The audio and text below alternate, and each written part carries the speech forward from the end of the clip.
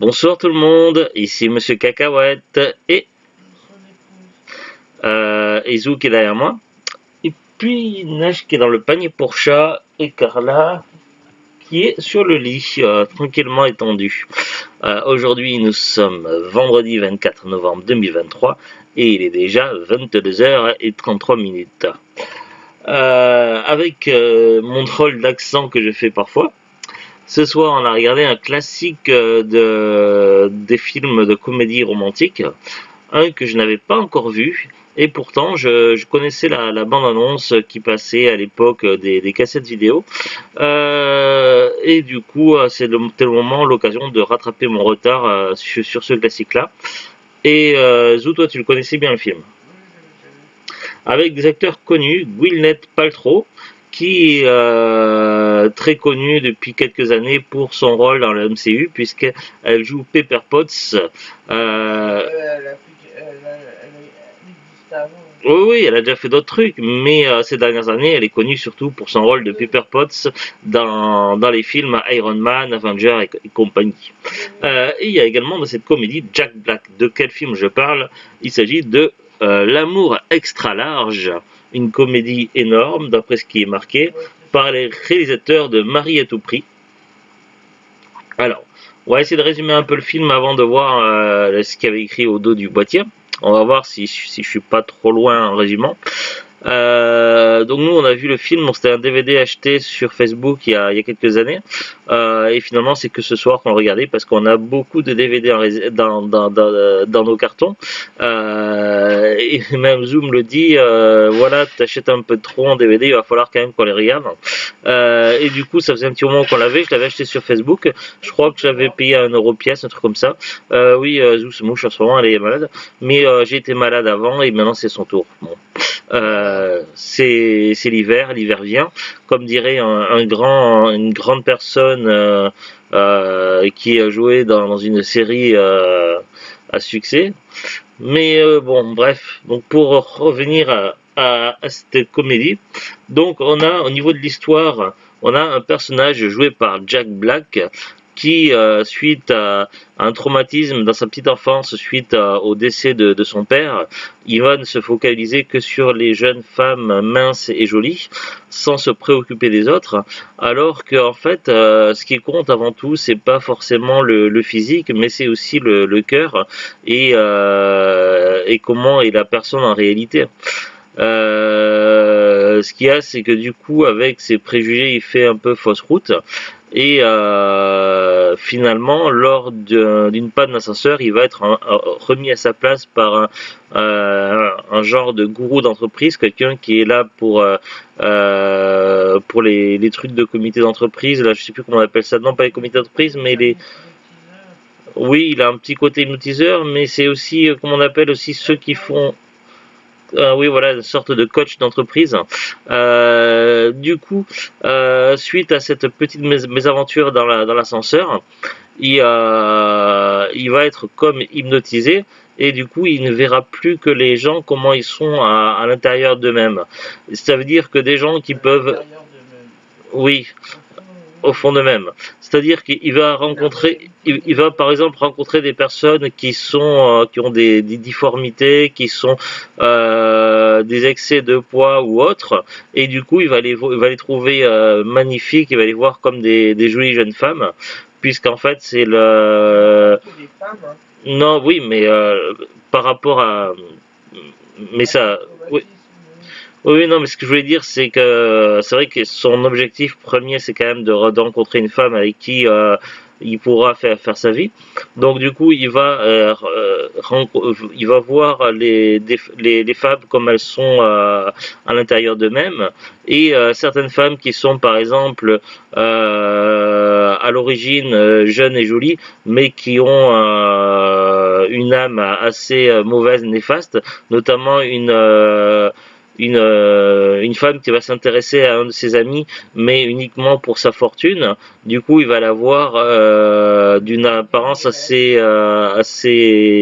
déplaisante. Et du coup, cette façon cette perspective qu'il a des femmes. Ça va pas être uniquement sur les femmes, mais aussi, comme le souligne Zoulut, des hommes. C'est-à-dire que, et même, enfin voilà, la réalité, il la verra donc pendant une partie du film tels que sont les gens réellement, et finalement ça va plutôt bien lui réussir. Seulement son meilleur ami, lui, il n'arrive pas à comprendre pourquoi il est comme ça, et Du jour au lendemain, il change quand même oui, oui, et son comportement envers certaines personnes, c'est normal. et du coup, son meilleur ami s'inquiète pour lui, et il va découvrir le poteau rose, que c'est en fait dû à un genre d'hypnotisation. Je viens d'inventer un mot qui n'existe pas, je crois. Bref, du coup, lui, il va retrouver la personne qu'il a hypnotisée, et et en fin de compte, il va y avoir une phrase clé qui va remettre toutes les choses en place. Et suite à ça, notre ami du coup aura un retour à la réalité. Seulement, il va devoir faire face à tout ce qui s'est passé quelques jours plus tôt, et du coup, il va devoir prendre des décisions qui vont oui, un jour ou en semaine, mais il va devoir prendre le héros principal de l'histoire va devoir prendre des décisions qui vont concerner à la fois son avenir, mais également l'avenir d'une personne qu'il a rencontrée lorsqu'il était hypnotisé. Et cette personne-là est jouée par Gwyneth Paltrow.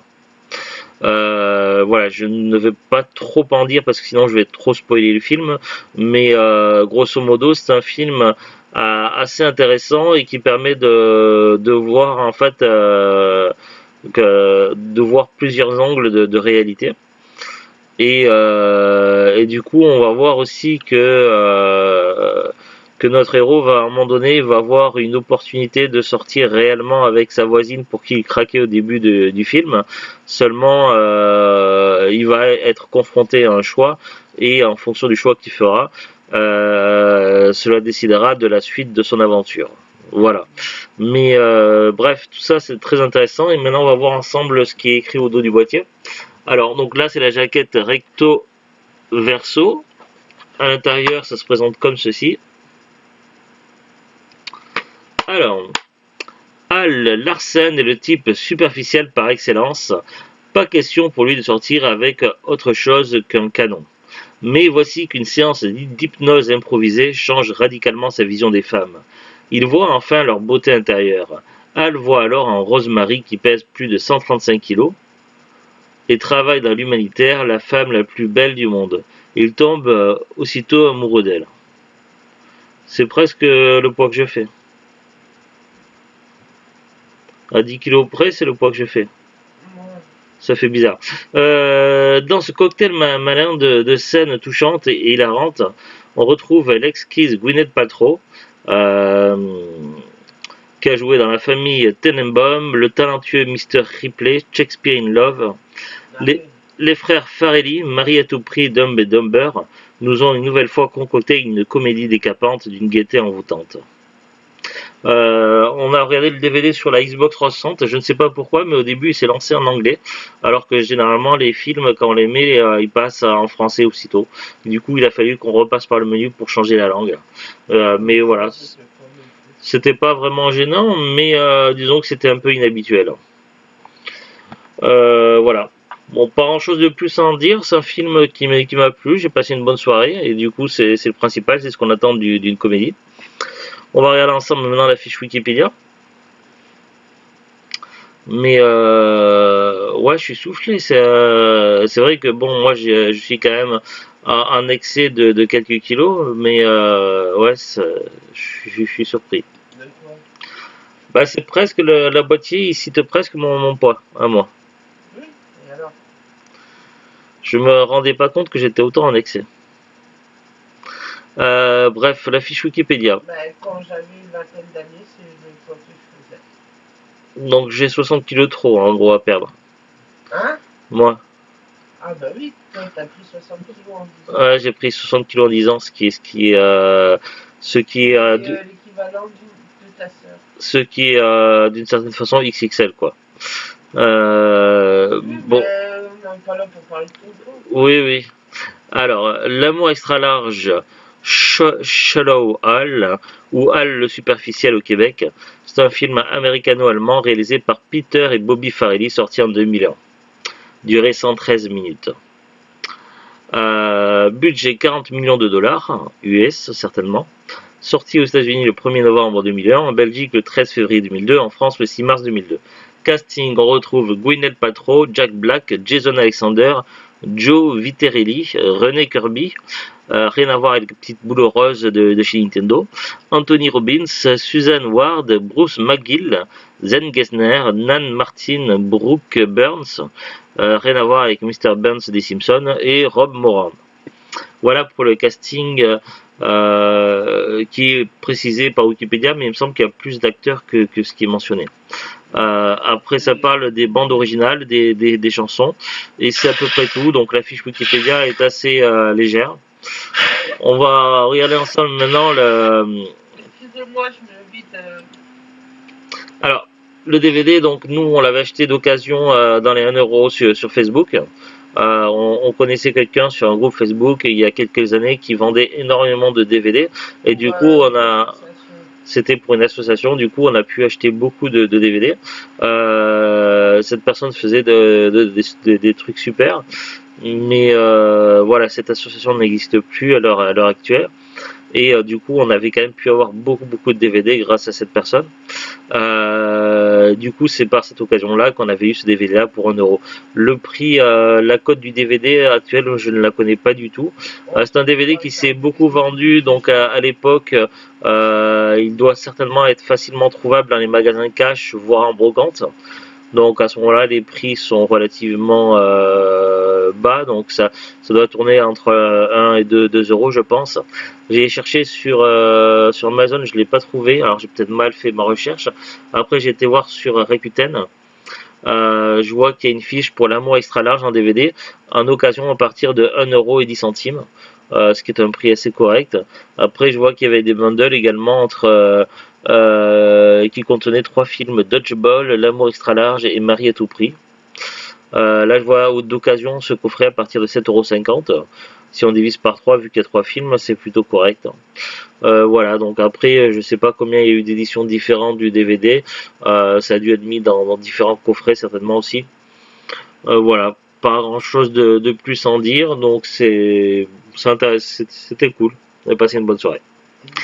Je profite pour rajouter, je sais pas si vous avez vu, mais on a posté un concours de Noël ce matin, pas ce matin, cet après-midi.